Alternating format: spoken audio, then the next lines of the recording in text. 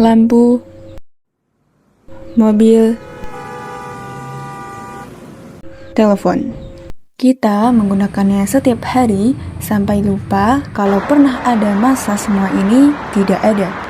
Jika revolusi industri pertama memberi kita tenaga dari uap, maka revolusi kedua memberi kita otak dan urat nadi baru, listrik dan produksi massal. Inilah era yang membuat dunia kita bergerak super cepat. Selamat datang di era listrik. Oke teman-teman, kali ini ada dua bapak ahli teknologi dengan segala outfitnya yang berperan untuk membahas the magic of electricity dan bagaimana bedanya tenaga uap dan tenaga listrik. Dulu semua pakai tenaga uap, listrik panas cuma kejadian tempat tertentu dan tidak bisa bawa kemana-mana. Listrik bisa mengalir lewat kabel ke tempat manapun, itu yang membuat kota bisa hidup 24 jam non-stop. Pabrik bekerja non-stop, rumah terang benerang, dan alat elektronik bisa hidup hanya dengan satu tombol. Karena kita udah paham kejadiannya, sekarang kita lihat apa yang membedakan satu sumber energi dengan yang lain antara tenaga uap dan tenaga listrik.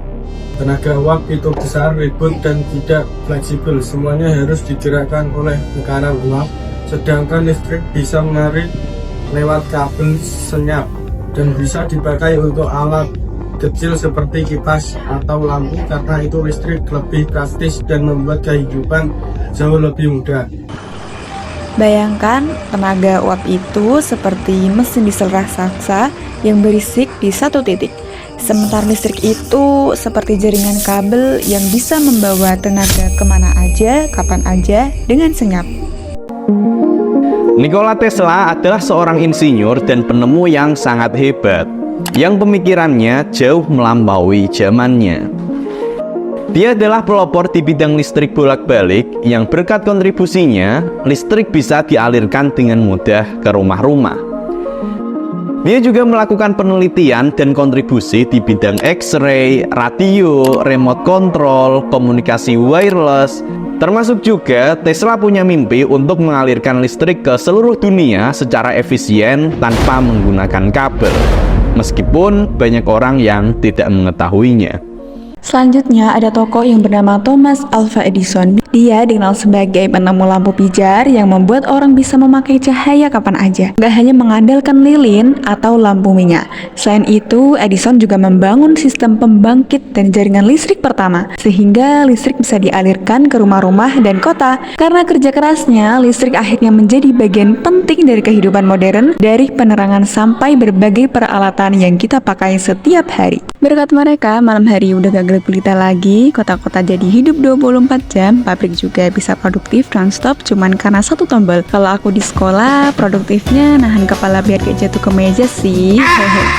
Kalian pernah merasa gak sih kalau semua hal harus dikerjain sendiri itu capek dan lama? Hari ini kita bakal buktiin kalau kerja bareng itu beda. Kita bakal masukin snack MBK pakai cara lama versus cara assembly line, mana yang lebih cepat.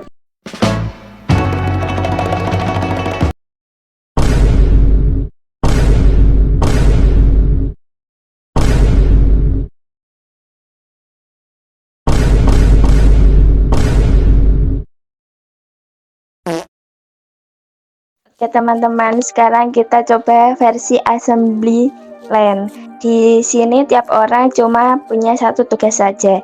Nabila masukin snack pertama, Anas masukin snack kedua, lalu Vira masukin snack ketiga, dan Aldi masukin snack terakhir, dan selesai. Lihat perbedaannya kan, inilah kecerdasan Henry Ford dengan memecah pekerjaan menjadi tugas-tugas kecil yang berulang. Produksi menjadi super cepat dan efisien. Hasilnya, mobil Ford Model T yang legendaris bisa dibuat dengan cepat dan murah, sehingga semua orang bisa membelinya. Pernah kepikiran gak sih kenapa hari ini kita punya kota penuh gedung tinggi, bisa telepon orang jauh dan bepergian cepat?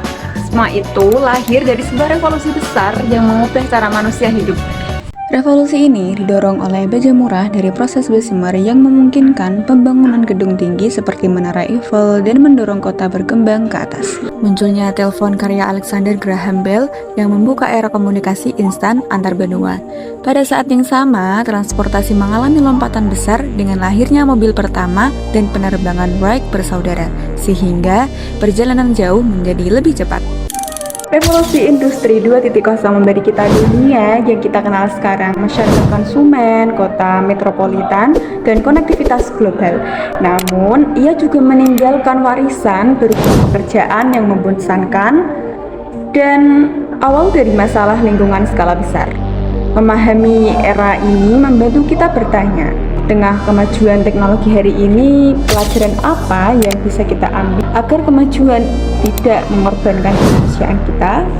Oke, teman-teman, kita tutup dulu ya materinya sampai di sini. Makasih udah bertahan sampai akhir. Jangan lupa dukung terus channel SLB Jepara ini dengan cara subscribe, like, comment, and share video ini. See you next video. Told me with a sigh